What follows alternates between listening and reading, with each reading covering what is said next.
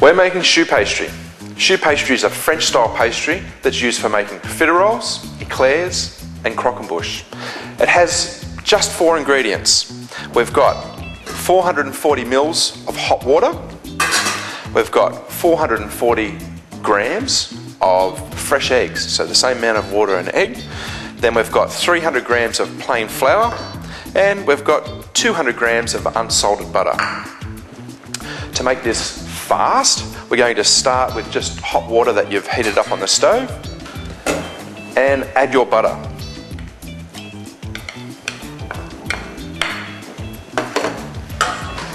Now I'm going to put this on the stove, bring it to a simmer, not a boil, just a simmer, because I don't want to lose that water content, because the water plays a very important part of the choux paste raising. And then we'll make the first stage of this pastry, which is called a panada. So choux pastry is the only pastry that has a cooked base, and that cooked base is a panada. So let's go. Okay, you can see it's coming to the simmer. Okay, so there's, rather than a rolling boil, it's just starting to make bubbles. Then I add the flour, just straight in the center.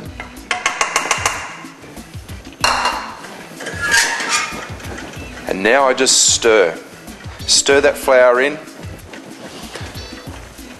and this is now going to become a panada, or sometimes we call it in the pastry kitchen a roux. And you can see the way that I'm rolling this pastry or stirring it. Rather than stirring it and making a mess, I bring the pastry, or this panada, together, and I just move it around. And the idea is that this panada cooks, and the starch becomes gelatinized, which is fairly technical, but this enables the pastry to come together.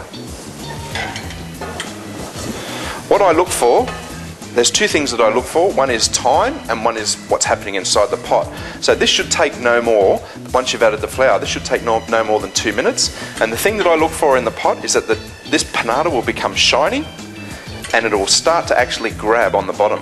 Once I see a little bit of colour on the bottom of the pan, that's time for it to go into the machine. Now we're just going to cool this pastry down, or this panade, before we add the eggs. It's good to add it when it's warm, and the way I judge that is I just touch the bottom of the bowl to see how much heat's coming out. When you can actually resist that heat on your hand, it means that it's hot enough or cool enough to take the eggs. I'm going to turn this up a bit faster.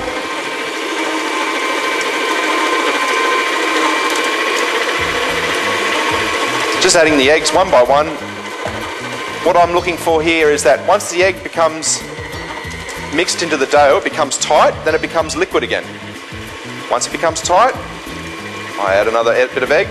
Don't add too much. What will happen is that the mixture will actually come out of the bowl.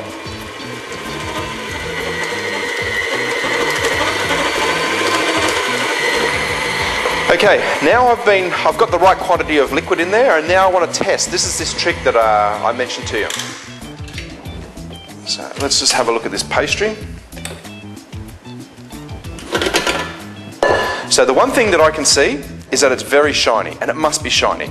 If it's not shiny, it means that it's too tight, that you need to add more, either more egg or maybe a little bit of water, but it must be shiny.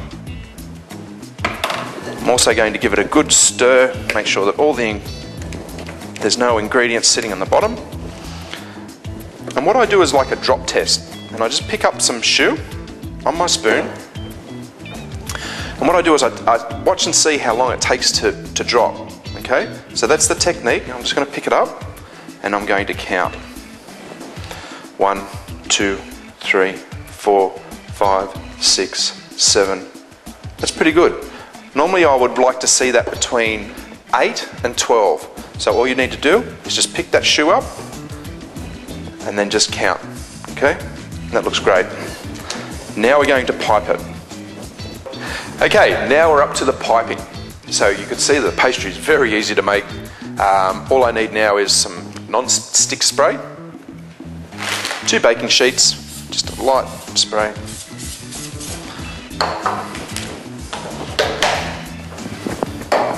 I'm using disposable piping bags. These are great. So we're piping 2 different types of products. One is a profiterole which will be later turning into a croquembouche, and I've got a star nozzle, which I'll be piping chocolate eclairs. Okay, just open the bag up, just fold it over, deposit your pastry, because it is a pastry now, not too much. Close off your piping bag and squeeze it down, just twist. You can see the pastry's starting to come out. Twist until it becomes tight, okay? And you'll be using this hand to pipe and this hand to guide. Okay, now we'll start piping the profiteroles. Contact onto the tray. Little bit of a squeeze, come up to the top, stop, and then just twist off.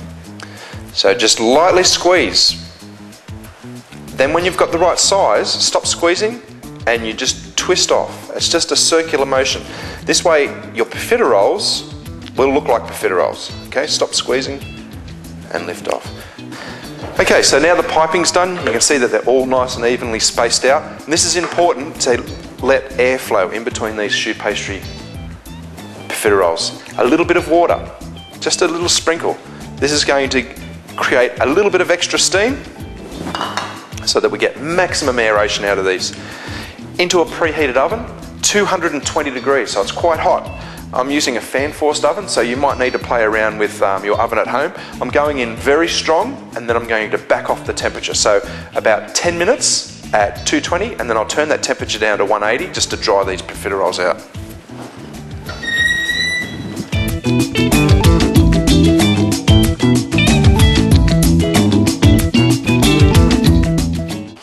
Okay, now we're going to finish off our profiteroles. So they've been baked, they're dry, and they're cool. We're going to fill them with crème pâtissière, and crème pâtissière is a combination of fresh cream, custard, and I'm going to flavour it with Grand Marnier, which is fairly French, I guess, and very traditional. I'm going to add the custard to the fresh cream. Normally I go 1/4 is a good ratio. Okay, now it's semi-whipped, not fully whipped. Going to add stream in the Grand Marnier. And then finish this cream off. Okay, and then just fill the piping bag with crème pâtissière.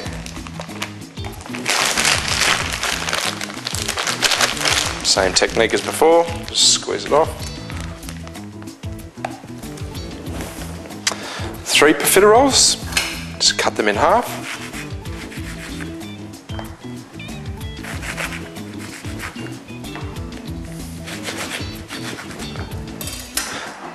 And we're going to pipe a nice rosette in each one.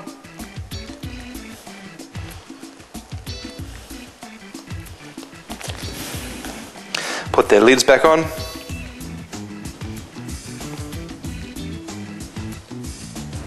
Bit of a dust with icing sugar. And for our plate up, I'm just going to use half a strawberry. Just keep it simple.